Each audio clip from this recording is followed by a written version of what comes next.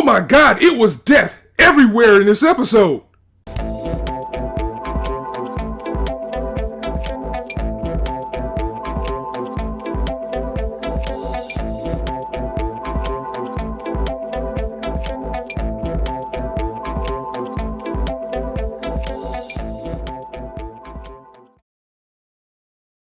Oh my god, I was not ready. I was not ready for this episode because we're 6 episodes in, and this series has been steadily and easily bringing in the darkness. It was letting us in easy, and then this week they just said, fuck it, let's get it in completely, as carnage was everywhere. Death was everywhere. We lost 3 people in this episode. If you look at this video and see that this review is like 15 minutes, it's gonna take me a while. This was some ReZero shit. This episode turned up the notch of this series in every sense of the word.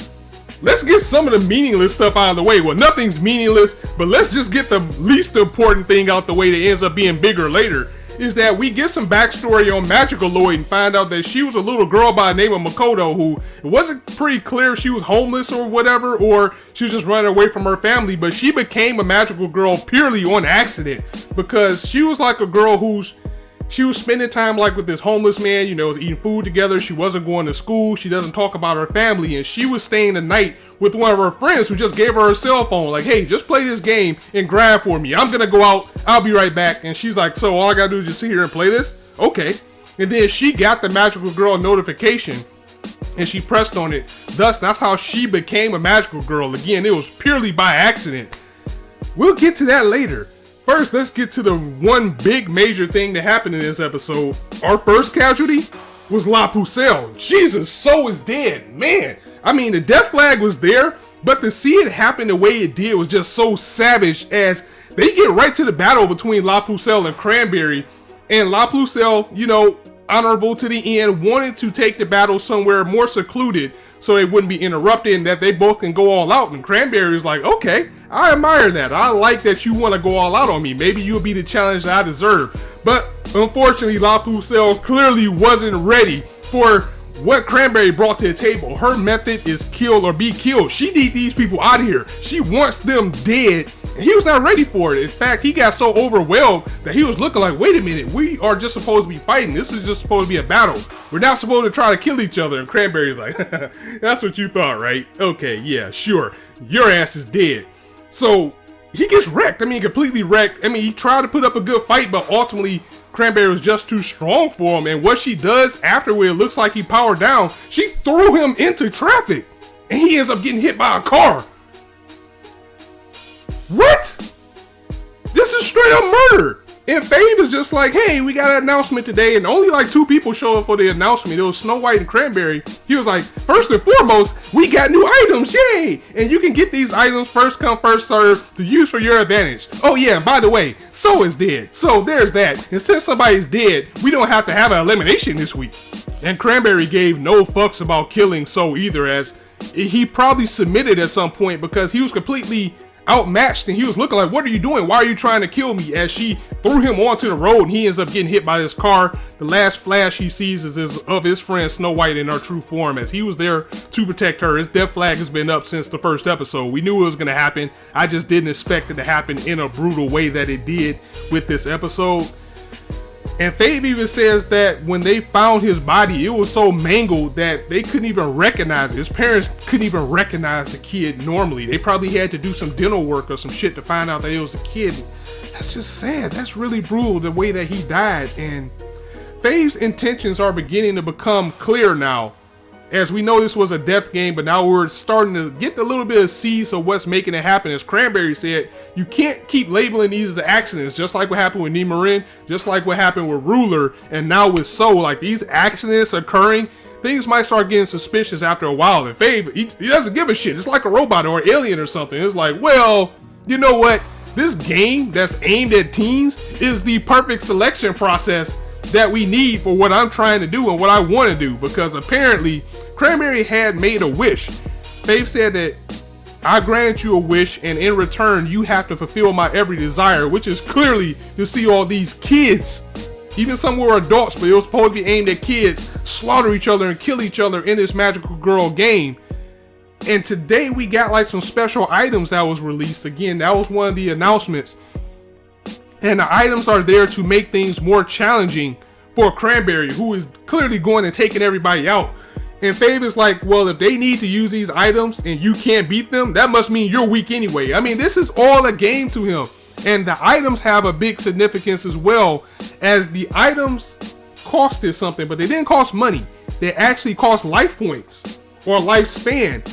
As Fave kind of casually went to Snow White like, hey, So is dead. So is protecting you. So you might want to get in there before some people start to kill you. Here's these items. You might want to go ahead and get them now. And she was hesitant about it at first, but now the reality is setting in that she could very well die. And she was about to actually buy one of these items, only to find that they were all sold out. And they sold out really quick, as they was all first come, first serve. But I'm really interested in knowing what's going on with this game. I mean, clearly we got it out there now that Fave wants all these people killed, but what's the motivation behind it? Like, is killing people powering something bigger? What's going on with it? All I know is shit has finally got dark in this series. We're waiting for it. It's here. And we are on the road to the second half as things are just going to get darker. And this is probably just the first half of this episode. We're seeing everybody break down in this series. We're seeing everybody wanting to kill instead of trying to get the items, as that will be an easier way than just trying to get these damn candies, as it's straight up becoming a bloodbath. And something that I forgot to mention, now that I think about it, if you go back to the first episode, we saw a bunch of magical girls dead on the ground with blood all around them, and then we saw Cranberry's face. I thought it was Mary at first, but come to find out it was actually Cranberry in that first episode. So I was glad that I went back and watched that, and I was glad that I was able to catch that now. But as far as the magical items themselves go, to see Snow White get to the point where she was going to buy one of these items versus, you know, dying. She was going to give up 5 years of her life to buy one of these items to protect herself because So is gone. The items that got sold out, they went by really quick, and Swim and her crew are the people that pretty much bought all the items. In fact, Swim actually bought an item that cost her 25 years of her life, which goes back to her being a kid, and I truly don't think she understands the weight or the things that she's doing in this series, that she just gave up 25 years of her life. That is a big chunk, and that is way too soon. No matter how old you are, that is always going to be way too soon to die 25 years earlier. In fact, she's doing this to be a good leader. She's still trying to lead where Ruler have it, even though she killed Ruler. And the item that was the 25 life points, or the 25 lifespan or years off your life, was a cloak of invisibility that she gave to the girl that can dig the holes in the ground. So she gave that to her, and then she took a staff and said this staff will be more suited to her powers. I mean, I guess if she can swim and then she has a trident, I guess that'll make her a cool ass aqua woman. But that thing must have some type of power for her to say is more geared to what she can do. And they also had like the magical potion, like they can heal themselves. So probably that will probably heal you from near death or dying. Maybe that's what their goal is, but she's doing this to be a ruler. As a matter of fact, she named the Lance ruler. So there's a little bit of symbolism there, but at the same time, that shows a little bit of darkness, as she truly doesn't know the weight of what she's doing, or maybe she's already reached some type of mental state where she might even go insane and start taking people out. I don't know where it's going. I can't wait to find out. This series has definitely gotten dark. Calamity Mary decided to take a bag that was worth like 10 years of her life points, that she can basically store unlimited items in this bag. More money, more she can carry. It's money, items, anything that she can put in. And we see the relationship between her and Magical Lloyd, as she says, you know what? You're a slimy little bitch. I don't really trust you. I think that you will stab me in the back. But at the same time, I think that's why I admire you as well. So you want to earn my loyalty. You want to make sure you don't get this hot bullet. Why don't you go out there and kill someone? And again, we find out that Makoto is just a little kid. Probably no more than someone like middle school. So she's like, okay, I'll go out there for you. As she starts going to fly around to earn the loyalty of Calamity Mary, who is clearly so scared that even Ruler and everybody just doesn't want to cross her.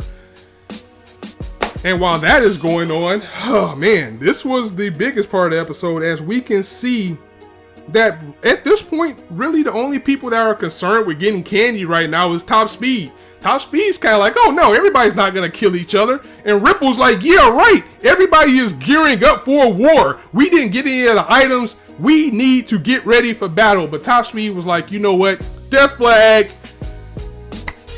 No matter what happens, if it gets to the point where someone tries to kill us, I will always whisk you away.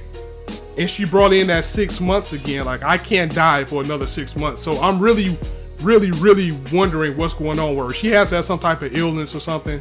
She might be bedridden and not have that much long to live, but she vowed to take care of Ripple no matter what happens. And whenever people vow to take care of somebody in these type of series, they always end up dead. And Ripple's like, yeah, you can fly fast, but other people can fly too. But Top Speed's not concerned about it. And then it's gonna hurt to see her die, because I'm pretty sure Top Speed will die. And then we get Snow White. Snow White is basically broken about the loss of her friend, finding out that it wasn't an accident, but it was actually murdered.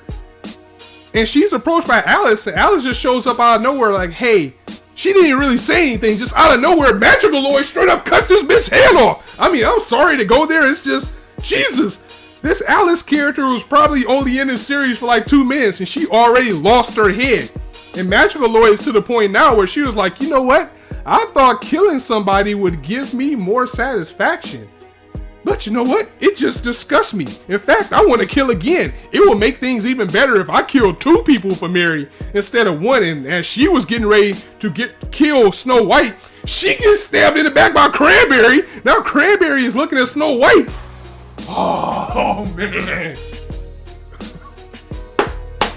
Magical Girl Raising Project. Episode 6, by the way. Definitely took the biggest turn of the fall season, and this episode was phenomenal. It was a phenomenal episode because I didn't expect the roller coaster that we got put on. Just like I said at the top of the video, they've been easing the darkness in, but this time they said we're going right for it. I don't think they can go back from here. I mean, the battle lines are drawn, people are out there, people are dying. As how many people have died at this point? Let's see. Numerin, Ruler, Alice, Magical Lloyd, Lapucelle. We've already lost 5 people. I think they had to cut it down by 8, right? So we got 3 people left to actually meet the quota, but it seems like they want them all dead, and the fact that he's using this game is a way to lure people in, to lure teens in particular. It's just really dark. That's some really dark shit. Okay guys, I'm gonna go ahead and end it here. Definitely let me know what you thought of this episode in the comments. If you liked this video, go ahead and drop it a like. If you want to hear more, go ahead and hit that subscribe button. There's not a shortage of content for you guys to indulge on this channel. As a matter of fact, catch me later on today as I live react to Dragon Ball Super. You know how hype I am for that. And now that I just got this episode of Magical Girl Raising, my adrenaline is definitely pumping up for what we got today. And as I always say, you guys can be anywhere on YouTube right now, but you chose to listen to me. I really appreciate that, so thanks for stopping by. On that note, it's your boy Infrar-Ed signing out. See you soon.